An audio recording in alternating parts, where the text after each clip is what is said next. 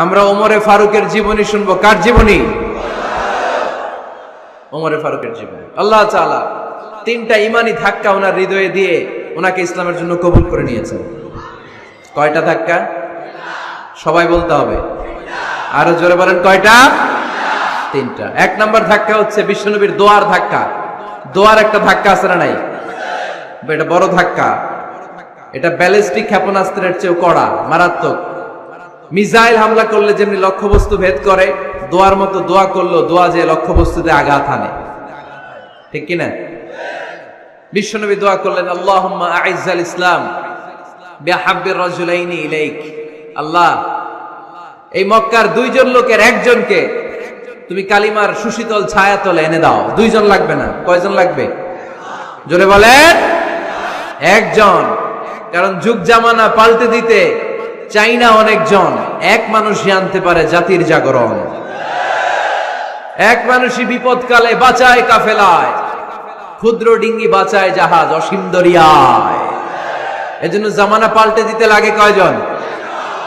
এজন্য বিশ্বনবী আল্লাহর কাছে দোয়া করলেন, আল্লাহ, মক্কার দুজনের একজন, দুজন চাই না, দুজনের যে কোনো একজনকে কালিমার সুশীতল ছায়াতলে এনে দাও।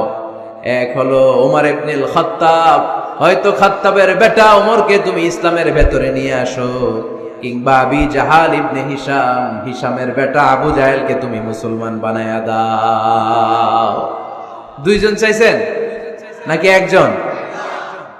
হয় খাত্তাবের বেটা ওমর কিংবা হিশামের বেটা আবু জাহাল, দুজনের একজনকে আমার চাই। ওমরে ফারুকের জন্য দোয়াটা কবুল করে নিয়েছে কে? তাহাজ্জুদের নামাজ পড়ে বিশ্বনবী যখন দোয়া করলেন, এই দোয়া যে ওমরে ফারুকের হৃদয়ে একটা ধাক্কা মারল। সুবহানাল্লাহ পড়েন। দোয়ার ধাক্কা বড় ধাক্কা, ঠিক কিনা?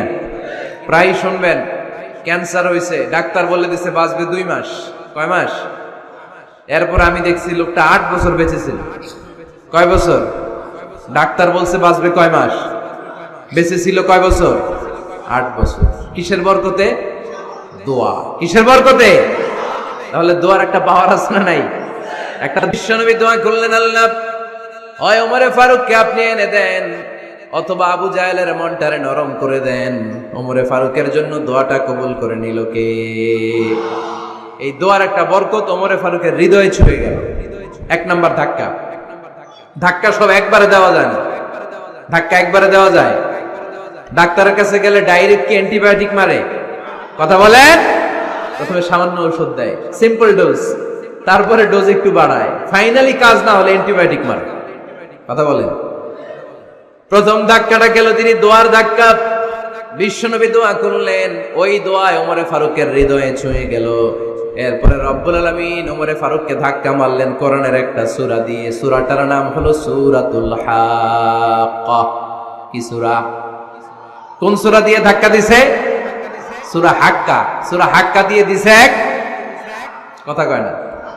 সূরা হাক্কা দিয়ে দিয়েছেন এক। আল হাক্কাতু মাল হাক্কা ওয়া মা আদরাকা মাল হাক্কা। সূরা হাক্কা দিয়ে আল্লাহ একটা ধাক্কা মারলেন। ওই যে দোয়া করলেন বিশ্বনবী, দোয়ার পর সাইয়েদনা ওমর ফারুকের হৃদয়ের মধ্যে উথাল পাথাল শুরু হয়ে গেল। সব সময় লুকিয়ে লুকিয়ে বিশ্বনবীরে ফলো করে। বিশ্বনবী ডানে গেলে ওমরে ফারুক ডানে যায়, বিশ্বনবী বাঁয়ে গেলে ওমরে ফারুক বাঁয়ে যায়। বিশ্বনবী রাত্রিবেলা নামাজ পড়লে ওমরে ফারুক পেছনে লুকিয়ে লুকিয়ে বিশ্বনবীর কোরআন শুনে। বিশ্বনবী মসজিদুল হারামের পাশে দাঁড়িয়ে রাতের এশার সালাত আদায় করছিলেন। ওই টাইমে বিশ্বনবী সূরাতুল হাক্কা তেলাওয়াত করছিলেন। কোন সূরা? সূরাতুল হাক্কা বিশ্বনবী তেলাওয়াত করছেন। ওমরে ফারুক মন্ত্রমুগ্ধ হয়ে বিশ্বনবীর কণ্ঠের তেলাওয়াত শুনে। বিশ্বনবীর তেলাওয়াতের কণ্ঠ আমাদের কণ্ঠের মতো নাকি? বিশ্বনবীর কণ্ঠ কারি বাসাদের কণ্ঠের মতো? আহমদ বিন ইউসুফের কণ্ঠের মতো? আমার নবীর কণ্ঠের সুরের ঝংকারের সাথে পৃথিবীর কোন কারি সাহেবের তুলনা চলবে? কত মধুর, কত সুন্দর, কত অসাধারণ তেলাওয়াত করতেন আমার বিশ্বনবী। একবার তেলাওয়াত শুনলে পাগল না হয়ে কেউ থাকতে পারতো না। বিশ্বনবী ওমরে ফারুককে দেখেন নাই। ওমরে ফারুক লুকিয়ে লুকিয়ে বিশ্বনবীরে ফলো করে। বিশ্বনবী এশার সালাতে সূরা হাক্কা তেলাওয়াত করতে আরম্ভ করলেন। তেলাওয়াত করতে করতে করতে করতে বিশ্বনবী সামনের দিকে যেতে লাগলেন। বিশ্বনবীর চমৎকার কণ্ঠের তেলাওয়াত শুনে ওমরে ফারুক মুগ্ধ হতে লাগলো। ওমরে ফারুক অবাক, কিরে এত সুন্দর শব্দের গাঁথনি, এত সুন্দর বাক্য, এত সুন্দর অন্তমিল, এত সুন্দর কথা, এটা কবিতার মতো লাগে, মনে হয় মোহাম্মদ কবি হয়ে গেছে। কি হয়ে গেছে সবাই বলেন? মনে হয় মোহাম্মদ কবি হয়ে গেছে, কাব্য প্রতিভা দিয়ে নিজেই কবিতা বানাইছে। ওমরে ফারুক যখন মনে মনে ভাবলেন এগুলো মনে হয় মোহাম্মদ কবিতা পড়ে, মোহাম্মদ মনে হয় কবি হয়ে গিয়েছে। ইন দা মিন টাইম বিশ্বনবী তেলাওয়াত করছিলেন সূরা হাক্কা থেকে, ওয়ামা হুয়া বিকাউলি শাইরিন কলিলাম মা তুমিনুন। এই আয়াতের অর্থ হলো এটা কোনো কবির বানানো কবিতা নয়, তোমরা অল্প সংখ্যক লোকই এই কোরআনের উপরে ঈমান আনো। সুবহানাল্লাহ পড়ে। বিশ্বনবী ওমরে ফারুককে দেখছে নাকি? কথা কয় না, দেখেছে না? বিশ্বনবীর মতো তেলাওয়াত করে যাচ্ছে। ওমর ফারুক যখন মনে করলেন কিরে এই কথাগুলো এত সুন্দর, এটা মনে হয় কবিতা। ইন দ্য মিন টাইম বিশ্বনবী যে আয়াতটা তেলাওয়াত করছিলেন, কোইন্সিডেন্টলি দৈবাক মিলে গিয়েছে, ওই আয়াতের অর্থ ছিল এটা কোনো কবির বানানো কবিতা না, খুব অল্প সংখ্যকই তোমরা ঈমান আনো। এবার তো ওমর ফারুক আটকে উঠলেন, ঘটনা কি? আমি মনে মনে ভাবলাম মোহাম্মদ কবি, আর যেটা পড়তেছে এটা কবিতা, কিন্তু মোহাম্মদ আমার দেখেও নাই, কিন্তু বলতেছে এটা কবির বানানো কবিতা না, তাহলে মোহাম্মদ মনে হয় গণক হয়ে গেছে। কার মনে কি চলে না দেখেই বলতে পারে। নাউজুবিল্লাহ পড়বেন না? ওমর ফারুক এবার মনে মনে ভাবে মোহাম্মদ তাহলে কবি না, আগেরটা ভুল ধারণা আমি করেছি, মোহাম্মদ কবি নয়, মোহাম্মদ হলো গণক। আওয়াজ করে পড়েন নাউযুবিল্লাহ।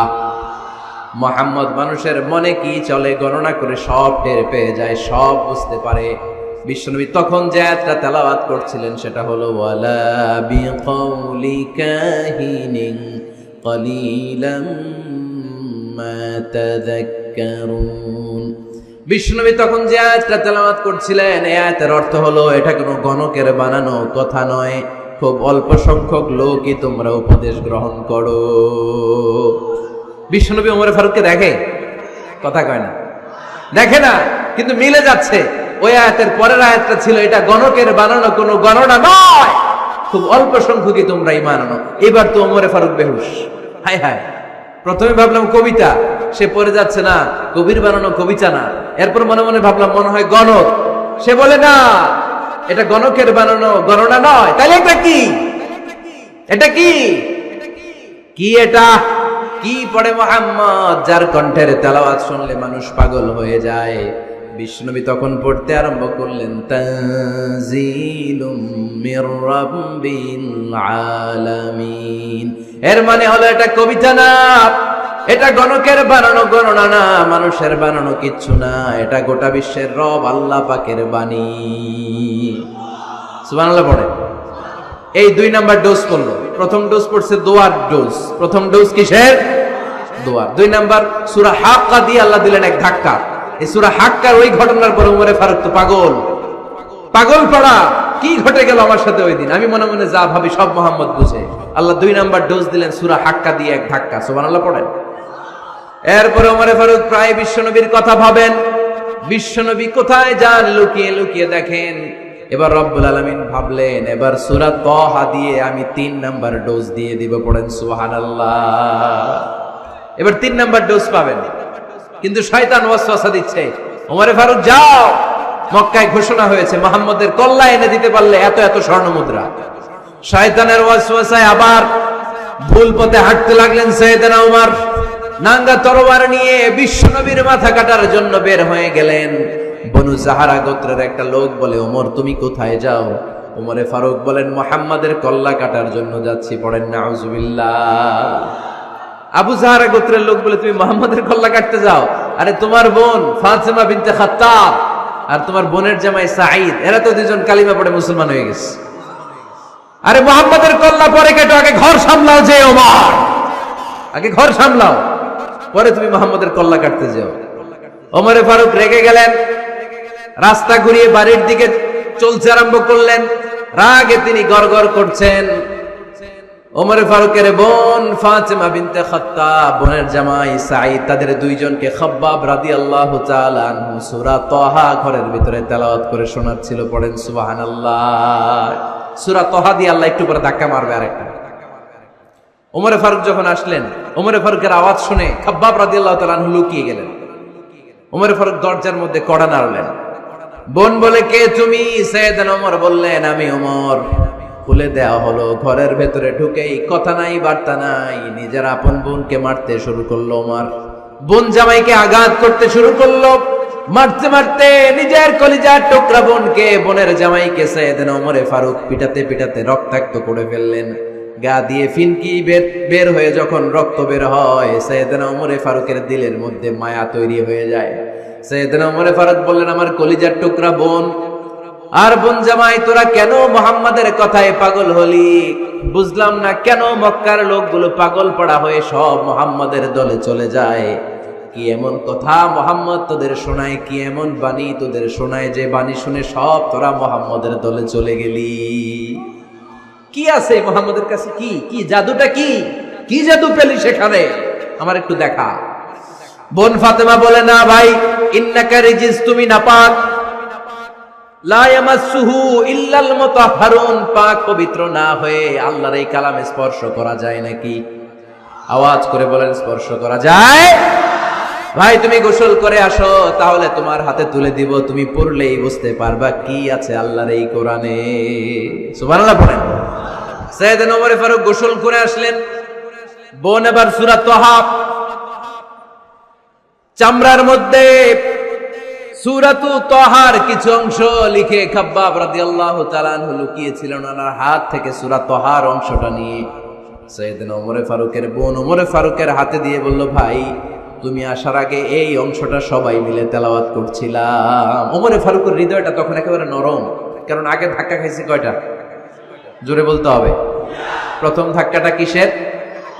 হ্যাঁ, দোয়া। দ্বিতীয়টা হাক্কা, সূরার নাম হাক্কা দিয়ে দিছেন আল্লাহ ধাক্কা। এবার দিবে সূরা তাহার ধাক্কা। ওমর ফারুক হাতে নিলেন। খুব ভালো আরবি জানতেন, চমৎকার আরবির অর্থ বুঝতেন, কারণ আরবি ভাষাভাষী মানুষ। হাতে নিয়ে নজর দেওয়ার পরে ওনার চোখ দিয়ে দাঁড় দাঁড় করে পানি বের হয়ে গেল। ওমর ফারুক আয়াতগুলোর দিকে তাকিয়ে পড়তে আরম্ভ করলেন। তাহা মা আনজালনা আলাইকাল কুরআনা লিতাশকা ইল্লা তাযকিরাতান লিমান ইয়াখশা তানজিলাম মিম্মান খালাকাল আরদা ওয়াস সামাওয়াতিল উলা। পড়েন সুবহানাল্লাহ। উনি পড়তে আরম্ভ করলেন, তাহা মা আনজালনা আলাইকাল কুরআনা লিতাশকা, এই কোরআনকে হতভাগা জাতি হিসেবে থাকার জন্য তোমাদের উপর নাজিল করি নাই। তানজিলাম মিম্মান খালাকাল আরদা ওয়াস সামাওয়াতিল উলা, এটা ওই রবের পক্ষ থেকে, ওই সত্তার পক্ষ থেকে নাজিল হয়েছে যেই রব জমিন তৈরি করেছেন, যেই রব বিশাল সুবিশাল আকাশও তৈরি করেছেন। সুবহানাল্লাহ পড়েন। সূরা তাহার এই চমৎকার অসাধারণ শব্দ গাঁথনি দিয়ে এই আয়াতগুলো যখন পড়তে আরম্ভ করলেন, ওমর ফারুক আর নিজের উপর ব্যালেন্স রাখতে পারলেন না, আর ধরে রাখতে পারলেন না। এবার ডাইরেক্ট অ্যাকশন। এবার কি? এবার কি? 3 নাম্বার ধাক্কা খেয়ে, সূরা তাহার ধাক্কা খেয়ে আর সামলাতে পারলেন না, পাগলের মতো হয়ে গেলেন। বলতে আরম্ভ করলেন, আইনা মুহাম্মদ, মুহাম্মদ কোথায়? সাইয়েদনা খাব্বাব বললেন, বিশ্বনবী সাফা পাহাড়ের পাদদেশে দারুল আরকাম ইবনে আবিল আরকামের ঘরে বসে বসে লুকিয়ে লুকিয়ে কোরআনের দাওয়াত দিচ্ছে। ওমর, তুমি যদি মুহাম্মদ সাল্লাল্লাহু আলাইহি ওয়াসাল্লামের দেখা পেতে চাও, তাড়াতাড়ি দারুল আরকামের ঘরের দিকে ছুটে যাও। ওমর ফারুক তলোয়ার নিয়ে ছুটলেন, পাগলের মতো ছুটলেন, আর ধৈর্য ধারণ করতে পারেন না। বিশ্বনবীর নূরানি চেহারাটা একবার দেখার জন্য পাগলের মতো ছুটতে আরম্ভ করলেন। ওমর ফারুককে দারুল আরকামের কাছে আসতে দেখে বিশ্বনবীর চাচা হামজা ইবনে আব্দুল মুত্তালিব এসে বলে, নবী তাড়াতাড়ি দারুল আরকামের ঘর থেকে আপনি পালিয়ে অন্য কোথাও চলে যান। ওই যে ওমর ইবনে খাত্তাব নাঙ্গা তলোয়ার নিয়ে আপনার উপর আক্রমণ করার জন্য ছুটে আসছে গো নবী। বিশ্বনবী বললেন, ও আমার সাহাবারা, ও আমার চাচা হামজা, সবাই আপনারা সরে যান, ওমর রে আসতে দেন, ওমর রে বাধা দিয়েন না। কারণ কিছুদিন আগে তাহাজ্জুদের নামাজ পড়ে আমি আল্লাহর কাছে একটা বিশেষ দোয়া করেছি, আমার মন বলছে ওই দোয়াটা আল্লাহ কবুল করতে শুরু করেছে। ওমর ফারুক চলে আসলেন, এসে কোনো কথা নাই, চিৎকার দিয়ে বললেন, আশহাদু আল্লা ইলাহা ইল্লাল্লাহ ওয়া আশহাদু আন্না মুহাম্মাদান আবদুহু ওয়া রাসূলুহু। আমি সাক্ষ্য দিলাম আল্লাহ এক, অদ্বিতীয়, আল্লাহ ছাড়া কোনো ইলাহা নাই, নিশ্চয় আপনি মুহাম্মদ আল্লাহর বান্দা এবং রাসূল। সুবহানাল্লাহ পড়েন। এই কালমা শাহাদাতের ভেতরে আল্লাহর কথা, আমার নবীর কথা ঢুকিয়ে দিয়েছে কে? ঝিনুকের ভেতর লুকিয়ে থাকে যেমন মতি, ঝিনুকের ভেতর লুকিয়ে থাকে যেমন মতি, কালমা শাহাদাতে আছে আল্লাহর জ্যোতি, কালমা শাহাদাতে আছে আল্লাহর জ্যোতি। পড়েন, ঝিনুকের ভেতর লুকিয়ে থাকে যেমন মতি, ঝিনুকের ভেতর লুকিয়ে থাকে যেমন মতি, কালমা শাহাদাতে আছে আল্লাহর জ্যোতি, কালমা শাহাদাতে আছে আল্লাহর জ্যোতি। পড়েন আল্লাহু আকবার। ওই শাহাদাতের জ্যোতি সাইয়েদনা ওমর ফারুকের হৃদয়টারে উজালা করে দিল। দুনিয়ার সব ভয়কে পেছনে ফেলে এক আল্লাহর ভয়কে অন্তরে ধারণ করে আওয়াজ করে বললেন, আশহাদু আল্লা ইলাহা ইল্লাল্লাহু ওয়াহদাহু লা শারীকা লাহু ওয়া আশহাদু আন্না মুহাম্মাদান আবদুহু ওয়া রাসূলুহু। পড়েন সুবহানাল্লাহ। তিনটা ধাক্কা। কয়টা? সবাই বলতে হবে কয়টা? প্রথম ধাক্কাটা দোয়া, দ্বিতীয় ধাক্কা হাক্কা, তৃতীয় ধাক্কা সূরা তাহা। তিনটা ধাক্কার মাধ্যমে সাইয়েদনা ওমর ফারুককে মুসলমানদের লিডার বানায় দিল কে? ওমর ফারুক কালিমা পড়ে মুসলমান হয়ে গেছে। নও মুসলিম সাহাবাদের মধ্যে আনন্দের বন্যা বয়ে গেল, বিশ্বনবী খুশি হয়ে গেলেন, আল্লাহ শুকরিয়া করলেন, আল্লাহ তুমি আমার দোয়া ফিরিয়ে দাও নাই, আমি বলেছি দুজনের একজনকে চাই, তুমি ওমর ফারুককে দান করেছো। পড়েন আলহামদুলিল্লাহ।